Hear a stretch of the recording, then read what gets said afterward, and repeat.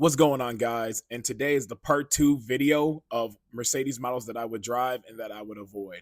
And definitely in the first video, you guys let me know how you guys feel, good or bad. And I'm glad that we have that feedback with each other. I want to know your guys' opinions, how you guys feel, what you guys experience, and definitely be more knowledgeable for everybody of the Mercedes community. And also, this is my opinion. You guys might not agree. I mean, that's perfectly fine. But these are Mercedes models, again, that I would drive and that I would avoid, in my opinion. If I was starting off with, just one of the Mercedes or anything like that. So this is my opinion. So just letting you guys know how I feel about these models. So let's start off with something that I would drive. The Mercedes E63 AMG, the W211 and W212. So the E63 AMG is a beast. Cannot lie. The M156 6.2 liter naturally aspirated V8 is a raw, high revving, and real V8. Even though it uses aromatic air suspension, not the most basic setup, it's less complicated than the ABC hydraulic system. The W212 also uses air suspension, typically rear air suspension and front springs, depending on the version. So yes, you get air ride, but the power, the character, and performance are on a whole nother level. If you're into bigger builds, the E63 is a driver's car, but I'm gonna be honest, it's gonna be expensive to maintain. But you have a real AMG, and at that point, you should know that it's going to be expensive. So in a sense, it will be worth it. Now, a car that I would avoid is the S550, the W221.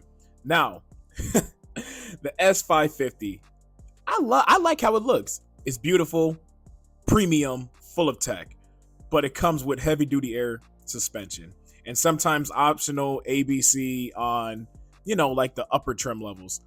Once those systems starts failing, air springs, compressors, valve blocks, you're talking serious spending money.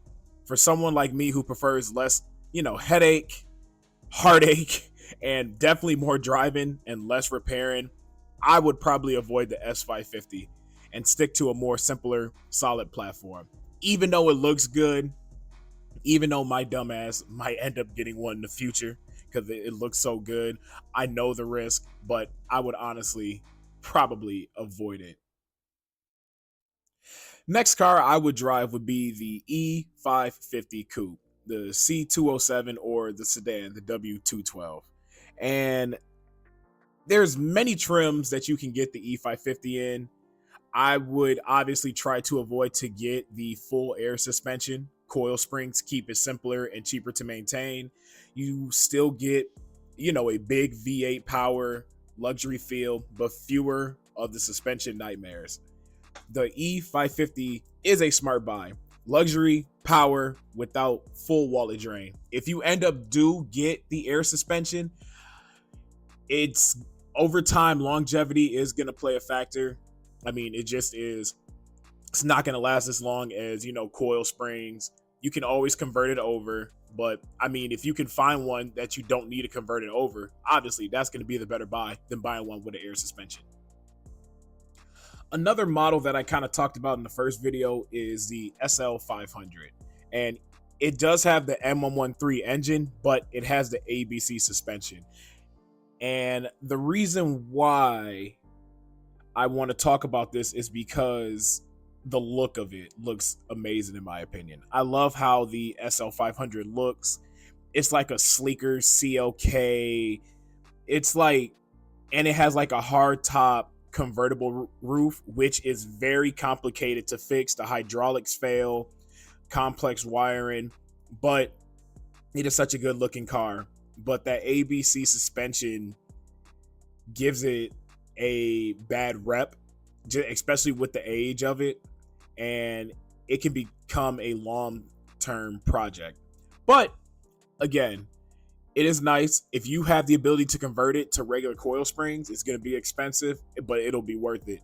But if you like the ABC suspension, I mean, all to you, you know what I mean? But I would avoid it. And if I ever did get one, I would have to convert the suspension. But knowing that, I just feel like there's other models I could get as like the one that I'm about to talk about right now.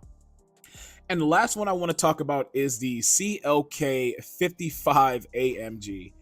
And if I had the opportunity to get one at a decent price with decent miles, I probably would highly think about getting it. The CLK55 is one of the best AMGs from the era. No air suspension, no ABC system, just raw mechanical, simple M113 engine. It's basically a beefed up CLK500 done right. You don't need to do any mods. It has power. It's quick. It's a true, authentic AMG, and it'll be reliable. It'll last a very long time. It's unique. It's a classic, and you'll love it. And you're always gonna have that raw, true AMG V8 roar coming from the rear end of your car. So that's it, y'all. That's part 2 of my list. I know this was kind of a quicker video than the last one, but if you pair a model that should have been on the list, drop it down below. I'm definitely going to include it in part 3. There will be a part 3. So if you guys enjoyed it, smash the like button. If you guys like it, subscribe for more. Let me know how you guys feel about my list and what should I add to the next one. And I'll catch you guys in part 3 of the next video. Peace.